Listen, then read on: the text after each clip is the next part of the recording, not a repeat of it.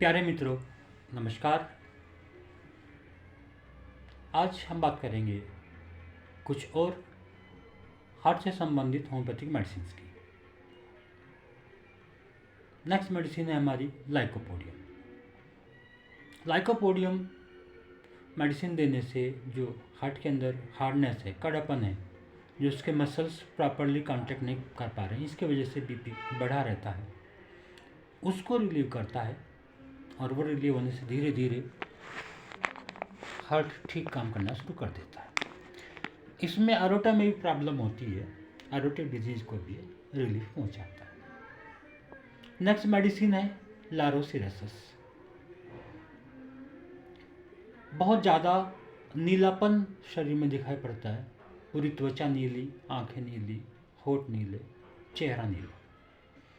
यह कंडीशन पैदा होते बच्चों में भी अक्सर दिखाई पड़ जाती है, उनकी पूरी बॉडी नीली पड़ जाती है।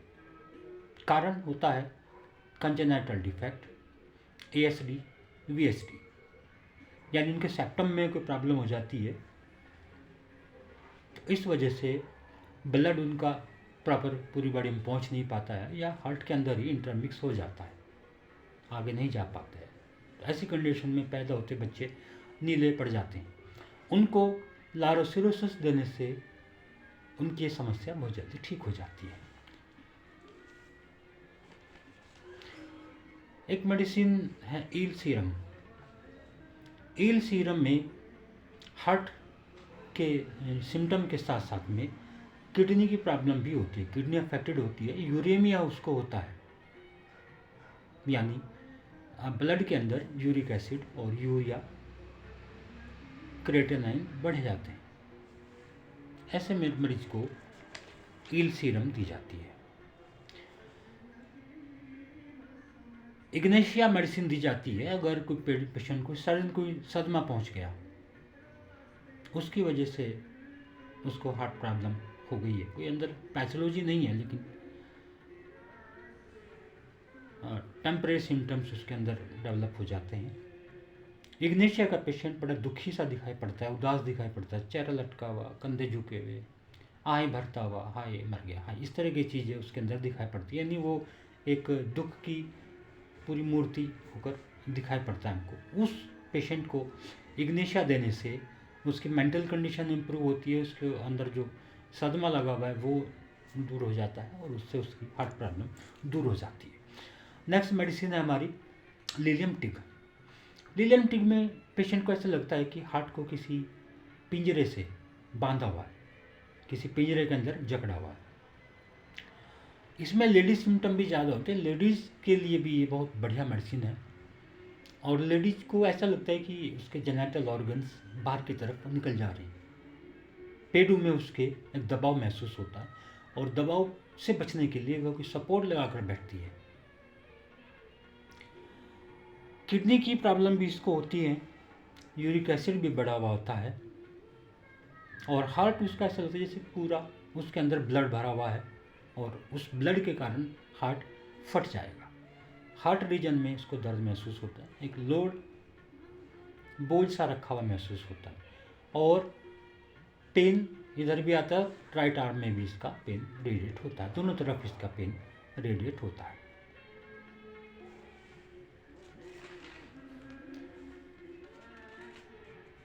नेक्स्ट मेडिसिन है हमारी आइबेरिस। आइबेरिस भी एक बहुत अच्छी मेडिसिन है हार्ट के लिए, वैसे तो हमारी सारी मेडिसिन बहुत अच्छी हैं। आइबेरिस में हार्ट वाल्व कड़े हो जाते हैं, इस वजह से ब्लड आने जाने में रुकावट होती है, और उसके कारण ब्लड प्रेशर थोड़ा हाई रहता है। इसका पेशेंट बड़ा दुखी, निराश, आही भरता होता है, इग्नेशिया की तरह से। जैसी पेशेंट लेफ्ट साइड में टर्न करता है लेटने के समय, तो उसको सुइयाँ चुभने की तरह का दर्द महसूस, जैसे सुइयाँ चुभ रही हैं। पीठ के बल लेटा है, कोई दिक्कत नहीं, राइट साइड में लेटा है, कोई दिक्कत नहीं, जैसे वो लेफ्ट साइड में लेटेगा तो उसको नीडल की तरह का दर्द होता है। और इसके गले में चोकिंग की तरह महसूस होता है, जैसे गला दम घुट गया उसका, गले में से सांस नहीं आ पा रहा है। इसको ड्रॉपसी भी होती है, यानी पैरों में इसके पानी भर जाता है। पाल्पिटेशन बहुत ज़्यादा महसूस होता है थोड़ा सा भी एग्जर्शन करने पर, दिल बहुत तेज से धड़कता है। और हंसने से, खांसी करने से भी इसका पाल्पिटेशन बढ़ जाता है। रात में लगभग 2 बजे वह जगता है तो उसको उस समय पाल्पिटेशन यानी दिल की धड़कन बहुत तेज महसूस होती है और एक घबराहट के साथ में वह उठकर बैठ जाता है। इसका गला और सांस की नली में ऐसा लगता है जैसे बलगम भरा हुआ है। नेक्स्ट मेडिसिन है बेराटाम्यूर। बेराटाम्यूर ज़्यादातर ओल्ड एज के पेशेंट में काम आती है। एज के साथ जो आर्टरीज की हार्डनिंग हो जाती है, जो आर्टरीज कड़ी हो जाती हैं, यह उसको धीरे धीरे सॉफ्ट करने में कैपेबल है। मरीज को चक्कर आता है और कानों में आवाज़ें सुनाई पड़ती हैं, ब्लड प्रेशर हाई रहता है और सिस्टोलिक प्रेशर ज़्यादा रहता है, डायस्टोलिक प्रेशर इतना ज़्यादा नॉर्मल रेंज में ही रहता है। ये इसका एक महत्वपूर्ण सिम्टम है जो उसको दूसरे मेडिसिन से डिफ्रेंशिएट करता है। इसका जो स्टमक का कार्डियक ऑफिस है उसमें नैरोइंग होती है, वो सिकुड़ जाता है, कंस्ट्रिक्ट हो जाता है। इससे क्या होता है कि वह कुछ खाता है तो ऐसा होता है जैसे मेरे यहीं रखा हुआ है, छाती में रखा है, वो आगे जाने में उसको देर लगती है, वो धीरे धीरे जाता है, या उसको खाने के साथ में पानी लेना पड़ता है ताकि वो नीचे जा पाए। इसमें मल्टीपल स्क्लेरोसिस भी होती है, ब्रेन की और स्पाइन की। वॉल्यूंटरी मसल पावर इसकी कम हो जाती है, यानी इसको चलने में दिक्कत होती है, बड़ा धीमे धीमे से रुक चलता है ये, और गिरने के लिए भी ये इसको लगता है जैसे गिर जाएगा। जब भी कुछ चबाता है तो उसके कानों में आवाज़ सुनाई पड़ती है, जो चबा रहा वो चबाने की आवाज़ कानों तक आती है। इसकी सांस की नली में भी कफ बलगम होता है और साथ में हार्ट भी इसका डायलेट होता है। छाती में बलगम जमा हो जाता है और उसकी खड़खड़ की आवाज़ होती है। नेक्स्ट मेडिसिन हमारी वेरेट्रम एल्बम। वेरेट्रम एल्बम में पाल्पिटेशन होता है, घबराहट होती है, और जो लोग तंबाकू का सेवन करते हैं उनमें ये ज़्यादातर इसके सिम्टम मिलते हैं। हार्ट का जो एक्शन होता है वो इंटरमिटेंट होता है, बीच बीच में रुकता रहता है। साथ में इसके लीवर में कई ऑब्स्ट्रक्शन होता है और क्रोनिक ब्रोंकाइटिस होता है। कब्ज इसको बहुत ज़्यादा होता है और काफ़ी लंबे समय तक इसको स्टूल पास नहीं होता है क्योंकि इसका रेक्टम इनएक्टिव होता है। प्यास बहुत ज़्यादा लगती है, भूख बहुत ज़्यादा लगती है, बार बार खाता है, बार बार पीता है, लेकिन साथ में उसके कॉन्स्टिपेशन है। खाने के बाद या पानी पीने के बाद इसको वोमिट हो जाता है। इसका खास सिम्टम यह है कि पूरी बॉडी इसकी बर्फ़ की तरह ठंडी रहती है और माथे के ऊपर ठंडा पसीना आता है। तो ये देने से बहुत जल्दी वो पेशेंट इस अवस्था से, शॉक से बाहर निकल जाता है। इंडिफरेंस इसको रहता है, बाहर आसपास क्या हो रहा है, कौन क्या कर रहा है, इसको इससे कोई मतलब नहीं, एकदम से वो पड़ा रहता है शांति से, चुपचाप, बिना कुछ हरकत किए। नेक्स्ट मेडिसिन है कन्वालेरिया। ये ज़्यादातर मदर टिंचर में यूज की जाती है। कन्वालेरिया में जो वेंट्रिकल्स होते हैं हार्ट के, उनके अंदर ब्लड कंजेशन ज़्यादा होता है, ब्लड आगे नहीं जा पाता है, तो या तो उसकी लंग्स में जो आर्टरीज आती हैं या वहाँ से जो वेन्स आती हैं उसमें कहीं रुकावट हो जाती है, या एरोटा में रुकावट होने से ये कंडीशन इसकी होती है। पूरे शरीर में ही वेनस स्टेसिस हो जाता है, यानी नीलापन रहता है या जो धमनी होती है, सॉरी वेन्स होती हैं इसकी, वो प्रोमिनेंट हो जाती है। यानी एक तरह से ट्रैफिक जाम की कंडीशन यहाँ पर दिखाई देती है। व्हीकल आगे जाके फंस गया, उसके पीछे बहुत सारे व्हीकल्स की लाइन लग जाती है, वही कंडीशन यहाँ पर होती है। क्योंकि ब्लड हार्ट से आगे जा नहीं रहा, अब आगे नहीं जा रहा तो हार्ट में नहीं आ पाएगा और वो पूरे ब्लड बॉडी के अंदर एक कंजेशन पैदा कर देता है। चलने पर इसका सांस बंद हो जाता है।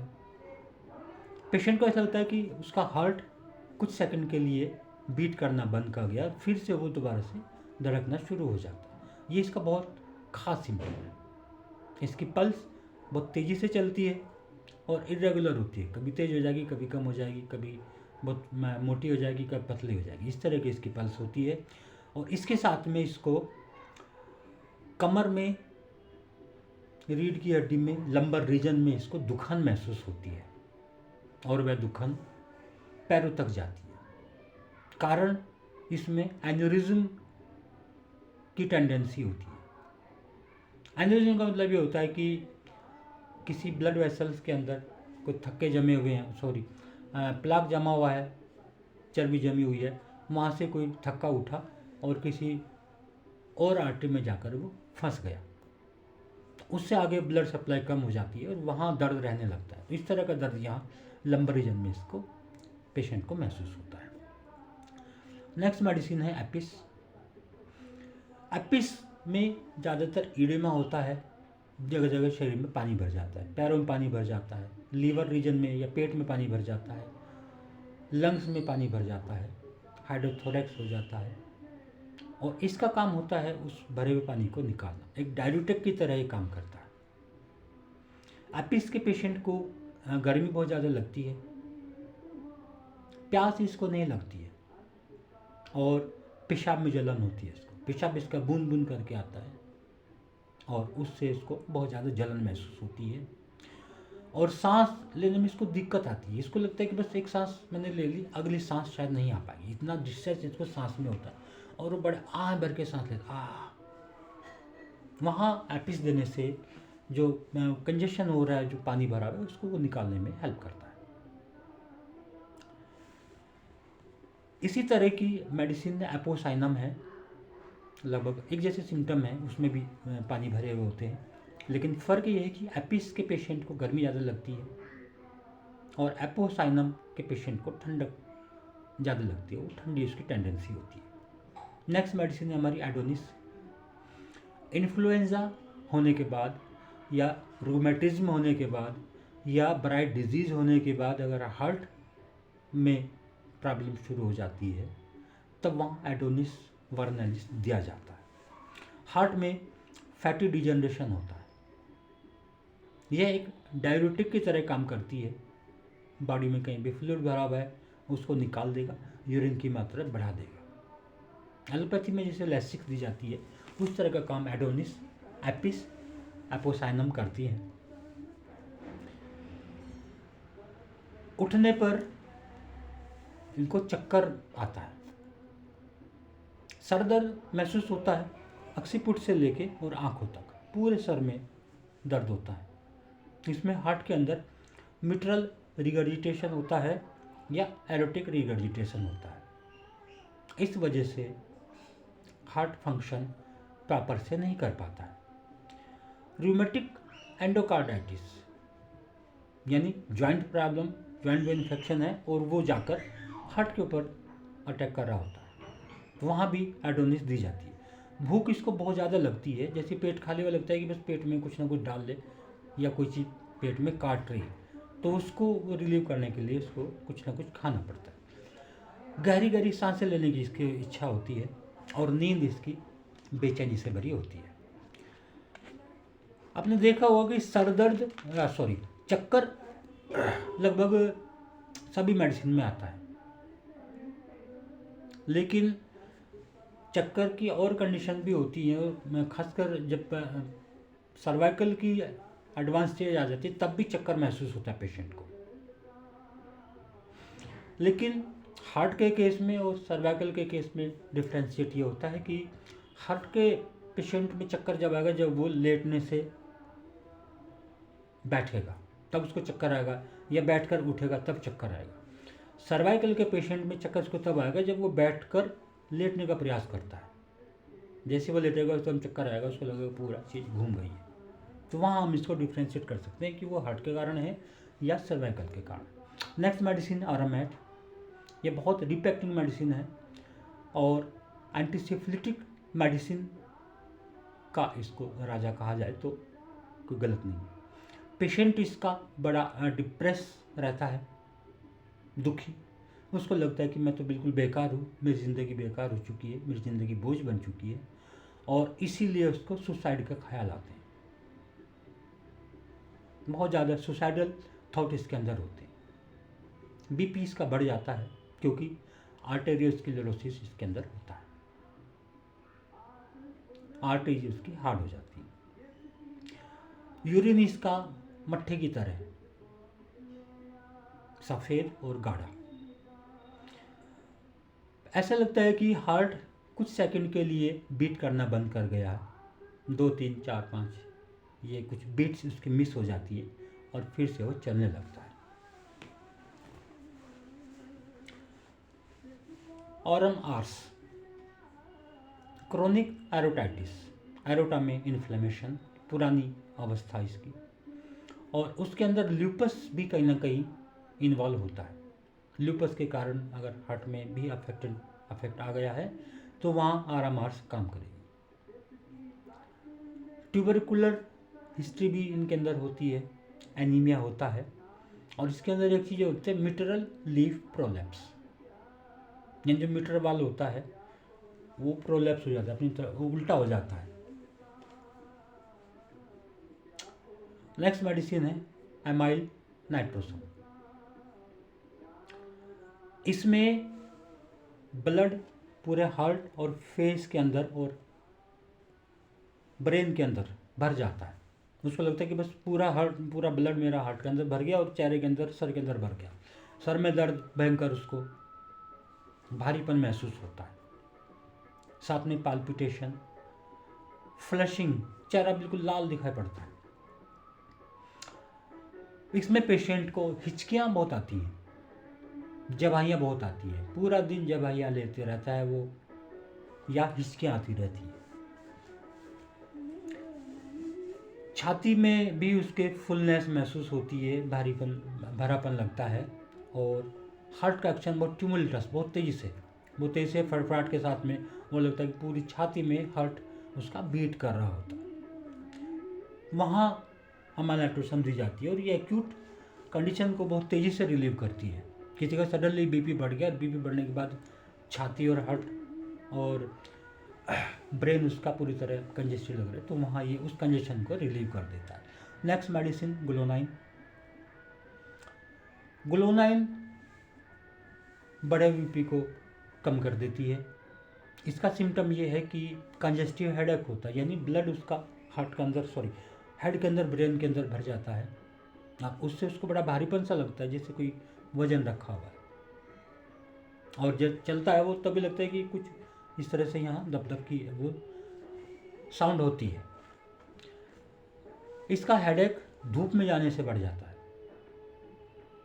और सर में जैसे भारीपन इसको होता है तो नॉर्मली आदमी लेटने से उसको रिलीफ मिल जाता है, लेकिन ग्लोनाइन के पेशेंट को तकिए पर सर रखते ही दिक्कत बढ़ जाती है, हेडेक बढ़ जाता है, उसको कंजेशन बढ़ जाता है।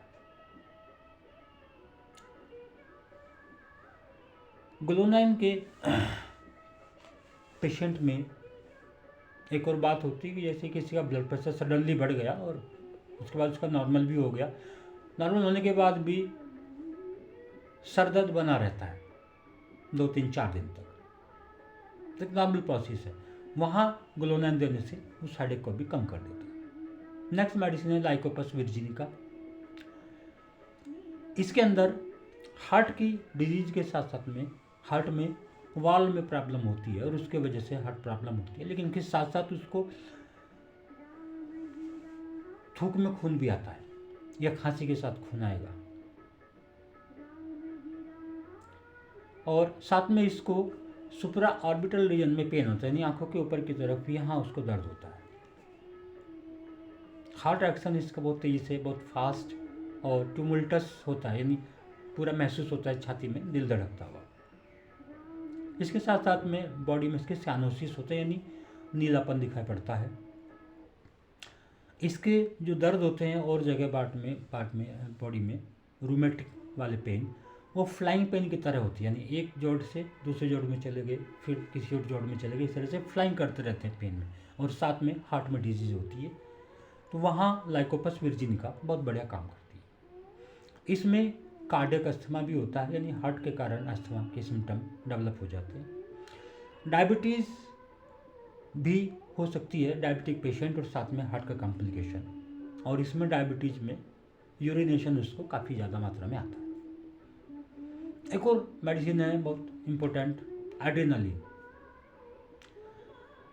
किसी का एनेस्थीसिया के बाद हार्ट फेल हो गया या वो शॉक में चला गया है, एड्रेनालिन देने से उसको इमीडिएटली उसका ब्लड प्रेशर हाई कर देती है, उसको नॉर्मल कर देती है। चक्कर उसको आते हैं पेशेंट को, नौजिया आता है, मिचली आती रहती है, और छाती के अंदर उसको भारीपन, कंजेशन लगता है। क्रॉनिक कारण को दूर करने के लिए कुछ और मेडिसिन भी यूज की जाती है इंटरकरेंटली, जैसे कार्सिनोसिन। अगर फैमिली में कैंसर की हिस्ट्री है या हार्ट डिजीज की हिस्ट्री है पेरेंट्स में, वहाँ से डिजीज ट्रांसफ़र हुई है, तो वहाँ कार्सिनोसिन दी जाती है। अगर ट्यूबरकुलोसिस की हिस्ट्री है तो वहाँ ट्यूबरकुलिनम या बेसिलिनम दी जाएगी। अगर वैक्सीनोसिस की हिस्ट्री है, यानी वैक्सीन लगने के बाद में कोई ज़्यादा प्रॉब्लम हो गई, फीवर हो गया या कुछ और इस तरह के सिम्टम हो गए, उसको वैक्सीनोसिस बोलते हैं। यानी कि उसमें वो उसका जो इम्यून सिस्टम है वो हाइपर एक्टिव हो गया, और वह इम्यून सिस्टम जब हाइपर एक्टिव हो जाता है तो फिर ऑटोइम्यून डिजीज को पैदा करता है।